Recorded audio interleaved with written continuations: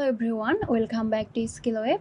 In today's tutorial, I will show you how to convert PDF to Excel.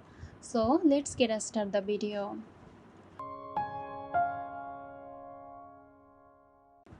To convert your PDF file to Excel, open your web browser, search for PDF to Excel. Click on this website that says I love PDF. Drag and drop your PDF file here. Then click on Convert to Excel. It may take some time to upload and convert your file, so wait for it to convert.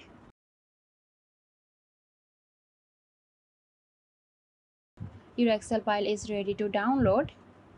Click on the download button. After downloading the file, click on it to open. It will open your file to Excel interface. Click on Enable Editing to edit your Excel file. Now you can make changes to your file. So that's it. Hope you found this tutorial helpful. Stay tuned for more helpful tutorials here at SkillWeb. This video is sponsored by Girosoft. Girosoft offers graphic design, UI UX design, digital marketing and web development. Elevate your brand with Girosoft today. For more details, check the description box.